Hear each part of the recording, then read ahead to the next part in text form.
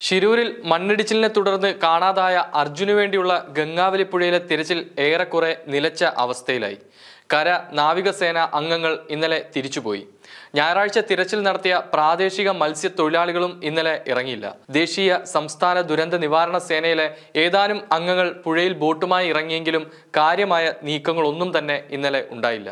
അതേസമയം രക്ഷാദൗത്യത്തിന് തൃശൂരിൽ നിന്ന് വിദഗ്ധ സംഘം കർണാടകയിലെ അങ്കോളയിലെത്തി.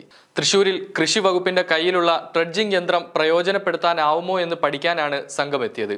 കുത്തഴുക്കുള്ള ഗംഗാവലിപ്പുഴയിൽ യന്ത്രം ഉറപ്പിച്ച് നിർത്താനാവുമോ എന്ന് പഠനം നടത്തും. പുഴയുടെ ആഴവും പഠിക്കണം. വിദഗ്ധ സംഘം ഇത് സംബന്ധിച്ച് റിപ്പോർട്ട് നൽകും.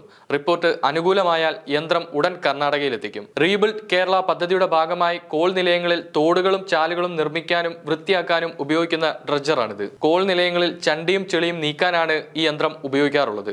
ഒഴുകി നടക്കുന്ന ബോട്ടിൽ മണ്ണുമാന്തി യന്ത്രം ഘടിപ്പിച്ചാണ് ഡ്രഡ്ജിംഗ് യന്ത്രം പ്രവർത്തിപ്പിക്കുന്നത്. ഇത് ഏത് ദിശയിലേക്കും നീക്കാൻ കഴിയുമെന്നാണ് ഈ യന്ത്രത്തിന്റെ മറ്റൊരു പ്രത്യേകത.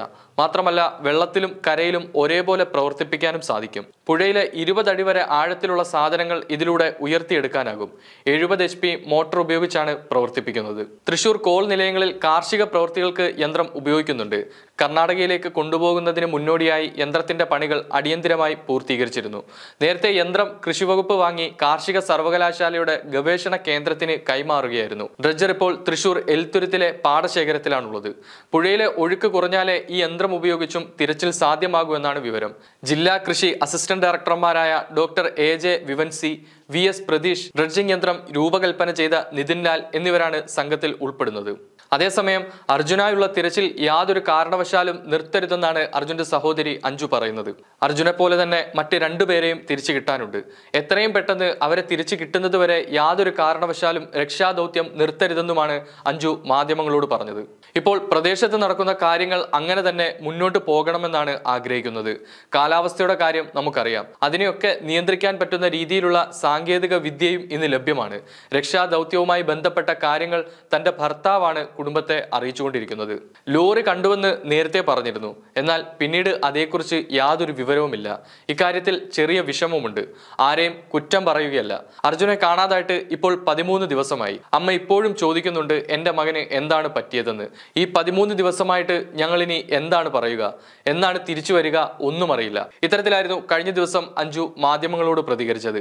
അതേസമയം കേരളത്തിന്റെ സമ്മർദ്ദം ശക്തമാണെങ്കിലും എല്ലാ സാധ്യതകളും തേടിയെന്നും ഇനിയൊന്നും ചെയ്യാനില്ലെന്നുമുള്ള നിലപാടിൽ തന്നെയാണ് കർണാടക.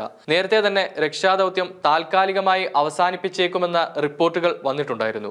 കേരളത്തിൽ നിന്ന് യന്ത്രങ്ങൾ എത്തിക്കുന്നതിനാലാണ് 4 ദിവസത്തേക്ക് ദൗത്യം നിർത്തിവെക്കാൻ തീരുമാനിച്ചത്. തീരുമാനത്തിന് പിന്നാലെ കേരളത്തിലെ ജനപ്രതിനിധികളടക്കം സംഭവത്തിൽ രൂക്ഷ വിമർശനവുമായി രംഗത്തെത്തിയിരുന്നു. തിരച്ചിൽ നിർത്തിയത് കേരളവുമായി കൂടി ആലോചിക്കാതെയാണെന്നായിരുന്നു മന്ത്രി റിയാസ് പറഞ്ഞത്. എന്തായാലും അർജുനു വേണ്ടിയുള്ള തിരച്ചിൽ അവസാനിച്ചിരിക്കുന്നു.